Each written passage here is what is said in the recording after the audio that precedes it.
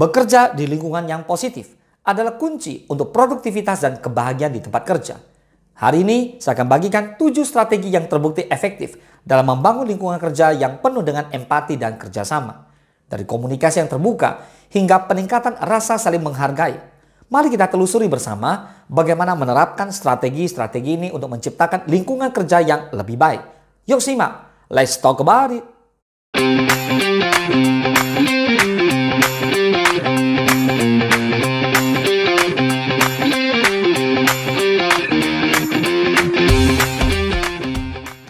Yang pertama, komunikasi yang terbuka dan jujur.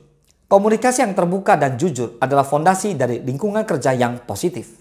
Dengan memberikan ruang bagi semua anggota tim untuk berbicara dan mendengarkan, kita dapat menciptakan iklim di mana ide-ide baru dapat bermekaran dan masalah dapat diselesaikan secara efektif.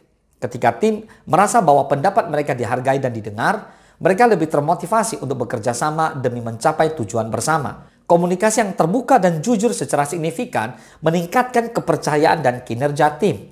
Oleh karena itu, penting untuk mempromosikan budaya di mana setiap anggota tim merasa nyaman untuk berbicara tanpa takut akan kritik atau hukuman. Yang kedua, peningkatan keterlibatan dan partisipasi.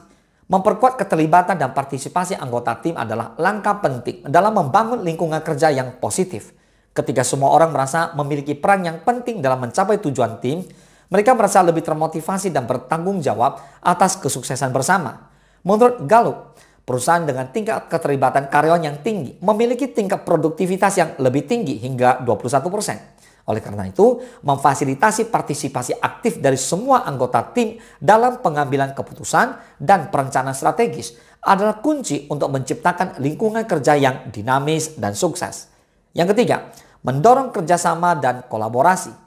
Kerjasama dan kolaborasi adalah kunci dalam menciptakan lingkungan kerja yang positif dan produktif. Ketika anggota tim saling mendukung dan bekerja bersama untuk mencapai tujuan bersama, maka mereka menciptakan energi yang menginspirasi dan memotivasi satu sama lain. Menurut Harvard Business Review, kerjasama tim dapat meningkatkan inovasi dan kreativitas karena setiap anggota tim membawa perspektif dan keahlian unik mereka ke meja. Oleh karena itu, penting untuk membangun budaya di mana kolaborasi dihargai dan dihargai sebagai bagian integral dari kesuksesan tim. Yang keempat, memperkuat rasa saling menghargai. Rasa saling menghargai adalah pondasi dari hubungan yang sehat di tempat kerja. Ketika setiap anggota tim merasa dihargai atas kontribusinya, mereka merasa lebih termotivasi dan berkomitmen untuk memberikan yang terbaik. Rasa saling menghargai di tempat kerja dapat meningkatkan kebahagiaan dan kesejahteraan secara keseluruhan. Oleh karena itu, penting untuk secara teratur mengakui dan menghargai pencapaian dan kontribusi setiap anggota tim. Yang kelima, fasilitasi work-life balance. Work-life balance yang sehat adalah kunci untuk kesejahteraan dan kebahagiaan di tempat kerja. Dengan memberikan fleksibilitas dan dukungan bagi anggota tim untuk menjaga keseimbangan antara pekerjaan dan kehidupan pribadi, maka kita dapat menciptakan lingkungan kerja yang lebih berdaya dan berkelanjutan. Karyawan yang memiliki work-life balance yang baik cenderung lebih produktif dan berkinerja tinggi di tempat kerja. Oleh karena itu, penting untuk mempromosikan kebijakan dan praktik yang memfasilitasi keseimbangan kerja hidup bagi semua anggota tim. Yang keenam, memelihara lingkungan yang ramah dan inklusif. Menciptakan lingkungan yang ramah dan inklusif adalah kunci untuk mendorong keragaman dan inovasi di tempat kerja. Ketika setiap anggota tim merasa diterima dan dihargai tanpa memandang latar belakang atau identitas mereka, mereka merasa lebih termotivasi untuk berkontribusi secara maksimal. Perusahaan-perusahaan yang memprioritaskan keragaman dan inklusi memiliki tingkat retensi karyawan yang lebih tinggi dan lebih inovatif.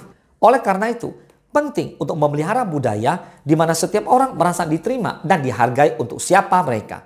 Yang ketujuh, menyediakan dukungan dan pembinaan. Menyediakan dukungan dan pembinaan kepada anggota tim adalah langkah penting dalam membangun lingkungan kerja yang positif. Ketika anggota tim merasa didukung dan dibimbing untuk mencapai potensi mereka merasa lebih percaya diri dan termotivasi untuk mencapai tujuan bersama. Dukungan dan pembinaan dari pimpinan dapat meningkatkan kepuasan kerja dan kinerja karyawan secara keseluruhan. Oleh karena itu, penting untuk menunjukkan perhatian dan peduli terhadap perkembangan dan kesejahteraan anggota tim.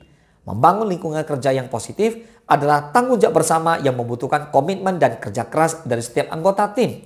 Dengan menerapkan strategi-strategi ini, kita dapat menciptakan lingkungan di mana setiap orang merasa dihargai, didukung, dan termotivasi untuk memberikan yang terbaik. Mari kita bersama-sama menciptakan lingkungan kerja yang lebih baik untuk masa depan yang lebih cerah. Semoga bermanfaat. Salam sukses, dahsyat.